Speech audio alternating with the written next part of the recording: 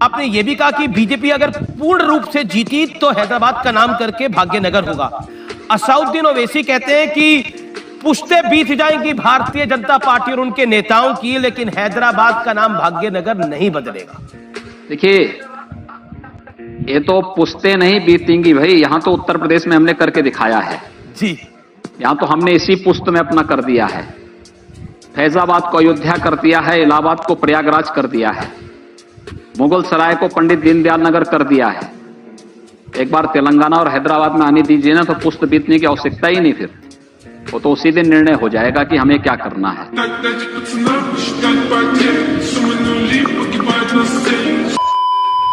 विकास दुबे अपने आप को सरेंडर कराए थे मंदिर में पब्लिक के सामने कि कम से कम हमारा इनकाउंटर नहीं होगा। हो गया, अरे बैठा के 4 बार गाड़ी पलटे सब। 450 एनकाउंटर हुआ था 1 साल में। विकास दुबे तो एक नाम है, 450 एनकाउंटर हुआ था। वो आदमी गद्दी पे बैठते हैं, कहा आज जितने लोगों का रिकॉर्ड है सबको मार डालो। साहब बोले मार डालो, बाद में बात करेंगे, 1 साल बाद बात करेंगे। जो जहां उठाया गया वही मारा गया, जरूरी भी था। बाबा भी देखो, नेचर क्या है ना, नेचुरल सिलेक्शन इसी को बोलते हैं। यूपी को चलाना सबके बस की बात नहीं है। 25 करोड़ पब्लिक है, जहां लिख दोगे यहां थूकना मना है वहीं थूकेंगे।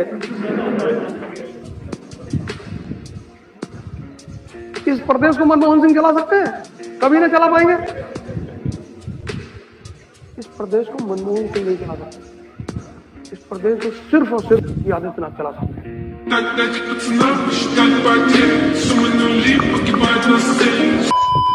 इसके बारे में आपका आकलन क्या है यूपी के अंदर?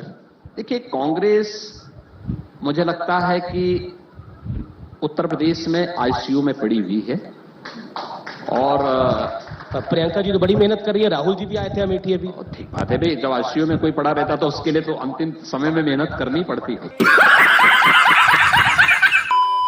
भारतीय जनता पार्टी का हर कार्यकर्ता मुख्यमंत्री बनने की क्षमता रखता है और मैं विश्वास के साथ कह सकता हूं कि भारतीय जनता पार्टी का हर कार्यकर्ता समाजवादी पार्टी और बहुजन समाजवादी पार्टी से अच्छी सरकार देने की क्षमता भी रखता है। आप खुलकर बोल नहीं रहे हैं योगी आदित्यनाथ। कुछ ऐसा है जो योगी आदित्यनाथ की पर्सनालिटी के खिलाफ है। बहुत ही गार्डेड बोल रहे हैं, बहुत सोच समझकर बोल रहे हैं। सवाल उठता है कि बीजेपी में इतने नेता है, जब भी लोग हो सकता है अपनी दावेदारी ना करें, आप 5 दूसरों के नाम बता दें, दरिया दिली दिखाते हुए कि ये सब बन सकते हैं, चाहे स्वामी मौर्य, केशव मौर्य। इतने बातों से आपको पसीना आ रहा है, अगर मैं खुल के बोलूं तो पता नहीं क्या स्थिति होगी।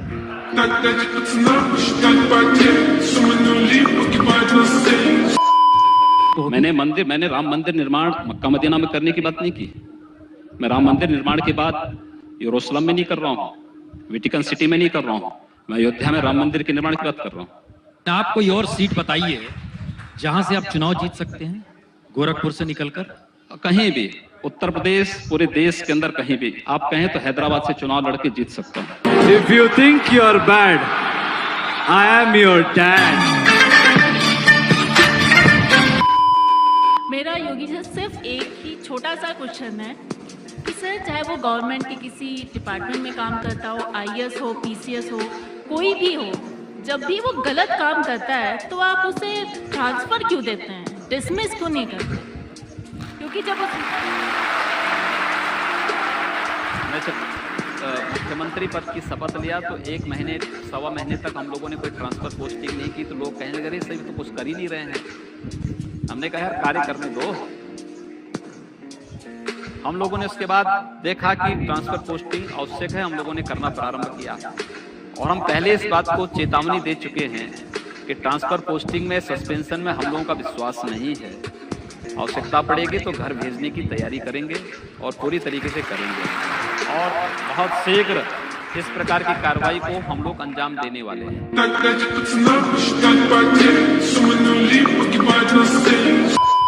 ओवैसी साहब की बाइट को प्ले करते हैं। मुख्यमंत्री नहीं रहेगा,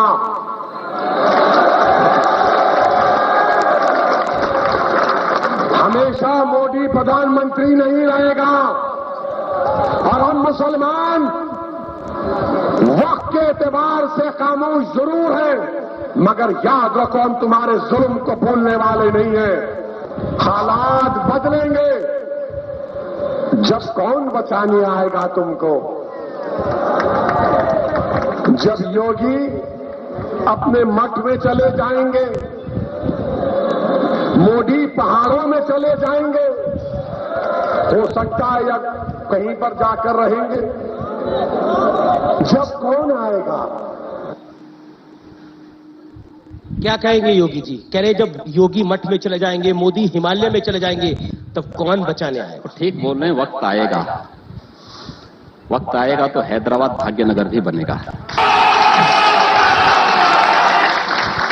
पर आपको लगता नहीं है ये पोलराइजेशन का हाई पॉइंट है?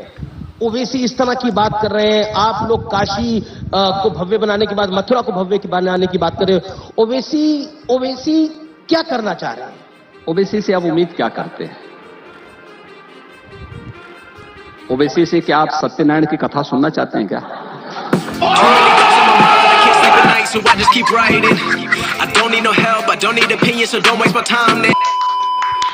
अब क्योंकि चुनाव है और नतीजे 10 मार्च को आएंगे, दूध का दूध और पानी का पानी हो जाएगा।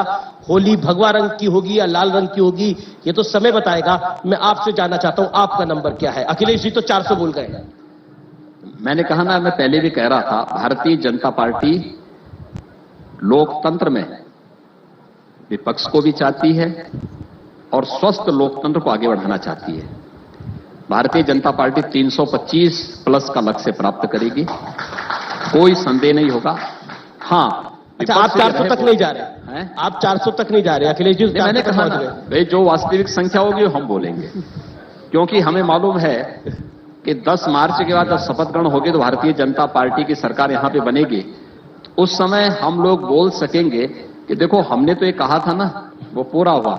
उन लोगों को उस समय मुंह छुपाने की स्थिति होगी नहीं, जब उनको बोलना ही नहीं तो इस समय बोल दो। मैं तो आश्चर्य होता है कि वो तो लिख के लेके आए होंगे अखिलेश जी, तो उन्होंने 400 बोल दिया। वो बीजेपी का संकल्प पत्र है ना? जी जी, वह अन्यथा यहाँ पे ये भी बोल सकते थे कि साहब हम 600 सीट लेके आ जाएंगे। बेटा मेरे जैसे बहुत कम, जो भी सुने बोले ऑसम ऑसम। संवैधानिक पद पर बैठे मुख्यमंत्री हैं अरविंद केजरीवाल, आपने कहा लंगोर है। मैंने कहा बिल्कुल, उसने कहा व्यक्ति बार बार मार खाता, अपने कानून से मार खाता और फिर पब्लिक मारती है उसको। एक बार मार पड़ी क्या? कई बार मार पड़ती है।